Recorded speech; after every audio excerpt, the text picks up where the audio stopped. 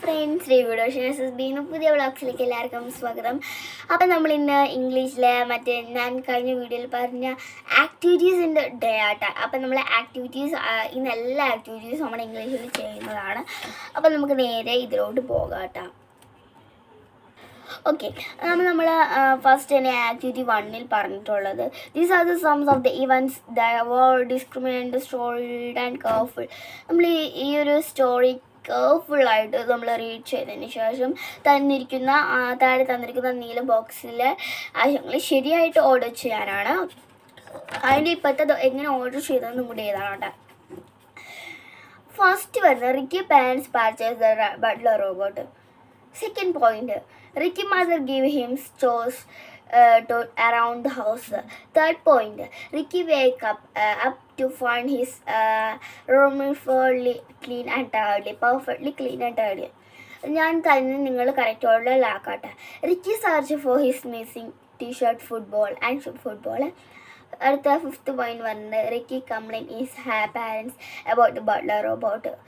Ricky followed the butler robot around the housetops and spy on it. At the 7th point, Ricky cashed the butler robot in red-handed. 8th point, Ricky became Ashmaid, how he treated his belongings. 9th point, Ricky started taking a better care of possession. 10th point, Ricky decided to become a maximum efficiency boy. അപ്പം ഇത്ര നിങ്ങളൊന്ന് ticket ഓർഡറിൽ എഴുതി വെക്കുകയോ ചെയ്യുക. അപ്പം അത് നിങ്ങൾ ഇപ്പുറത്തെ പേജ് നമ്പർ 14 നമുക്ക് arrange the event in order എന്ന് തന്നിട്ടുണ്ട്. അതിൽ നമുക്ക് എഴുതാവുന്ന കേട്ടോ. അത് നമുക്ക് അതിൻ്റെ തന്നെ ആയിട്ടുള്ള ഒരു ബി ക്വസ്റ്റ്യൻ വന്നിട്ടുണ്ട്. റൈറ്റ് ദ പ്രൊപ്പറേറ്റ്സ് യൂസ്ലി ഇവൻ ഡിസ്ക്രിമിനേഷൻ ബോ. ഈ ഒരു ചാപ്റ്ററിൽ നിങ്ങൾ വായിച്ചത് നിങ്ങൾക്ക് എന്തുവാണ് മനസ്സിലായത്? ഞാൻ ചെറിയ ആശയം പറയാട്ടോ. അപ്പം നിങ്ങൾ അതൊന്ന് ക്യാച്ച് ചെയ്ത് വെച്ചോ. അപ്പം ഞാനിവിടെ എഴുതി എടുത്തിട്ടുണ്ട്. അപ്പം ഞാൻ അത് നിങ്ങൾക്ക് വായിക്കാം കേട്ടോ. Ricky was a boy of 11 years. He was very untidy and scattered his things everywhere in the house. His father was expert in robot and his mother was a manager in a bank. Okay? She had to be early from work, so they purchased a later model butler robot. Ricky mother gave the robot chores to do around the house. Next day, Ricky wake up to find his room perfectly clean and tidy. Later, he searched for his t-shirt. Okay, അപ്പം ഇങ്ങനെ പറഞ്ഞു നിങ്ങൾ എന്തായാലും പഠിക്കത്തില്ല. അപ്പം ഞാൻ ബോർഡിൽ ഒന്ന് എഴുതി കാണിച്ചു കേട്ടോ. ക്ലിയർ ആണോ എന്ന് എനിക്കറിയില്ല. ഓക്കെ, അപ്പം എഴുതി എടുത്തോ. ഞാൻ ഈ സൈഡിൽ നിൽക്കാം.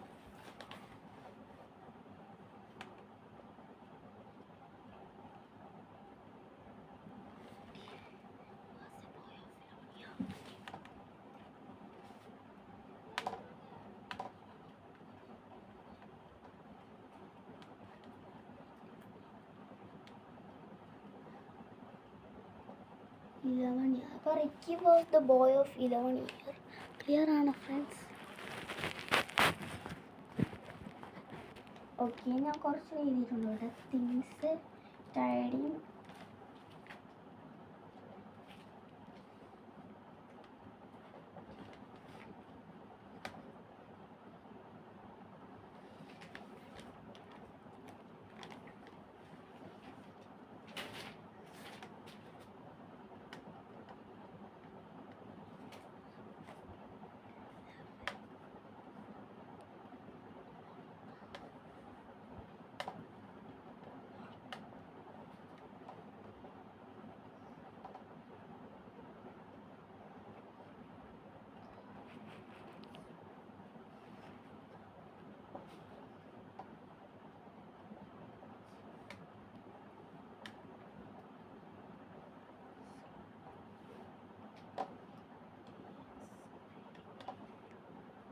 ഓക്കെ ഫ്രണ്ട്സ്, ക്ലിയർ ആവുന്നുണ്ടോ? ഞാൻ നിങ്ങൾക്ക് വേണ്ടി കുറച്ച് വലിയ അക്ഷരത്തിൽ വീട്ടത്തേക്ക് നിർത്തിട്ട് പറയണം കേട്ടോ. ഞാൻ ഇത്രയും വരെ മനസ്സിലാക്കി. Ricky was the boy of 11 years. He was very untidy, scattered in his things everywhere in the house. His father was exporting in a robot,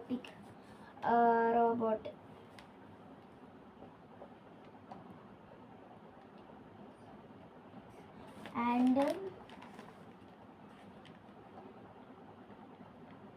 his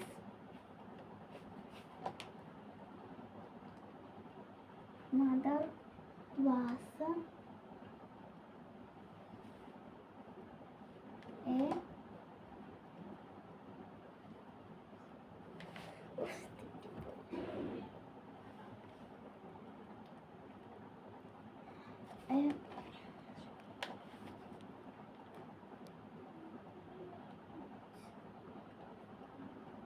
his mother was a manager in a bank. Okay, his mother was the manager in a bank. Okay.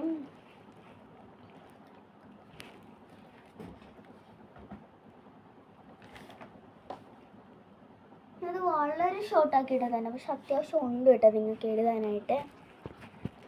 Okay,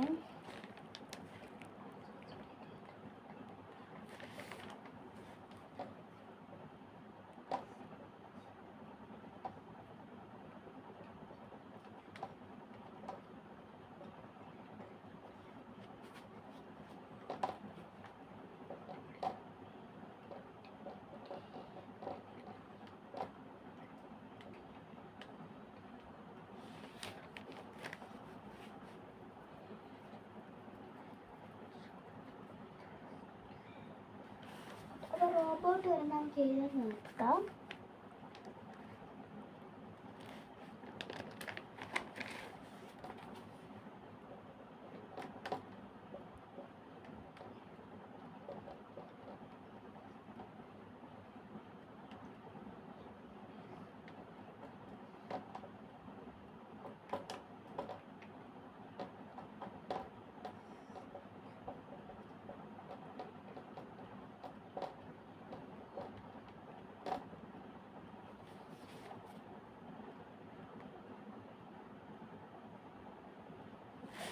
ഇന്ന് ഞാൻ ഈ വായിക്കുന്ന time കൊണ്ട് കുറച്ചൊക്കെ എഴുതിയെടുക്കാം കേട്ടോ.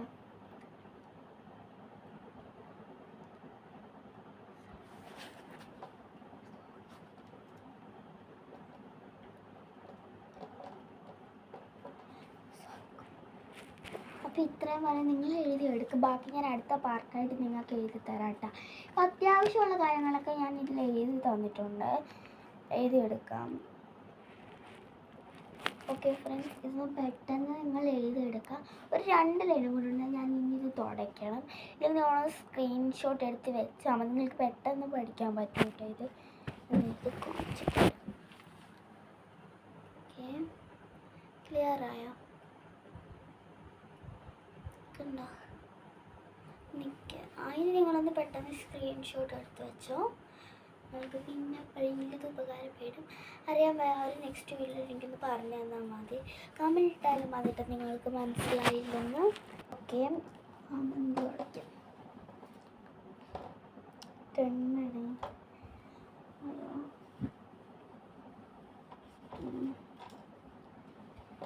Okay.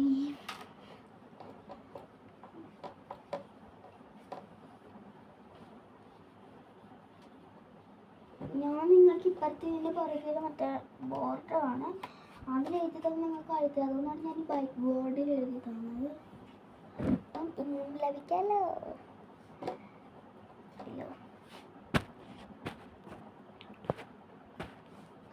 Okay, അടുത്ത ലൈനാണ് ഞാൻ കുറച്ച് വലുതായിട്ട്, അപ്പം നിങ്ങൾക്ക് കാണാൻ പെട്ടെന്ന്.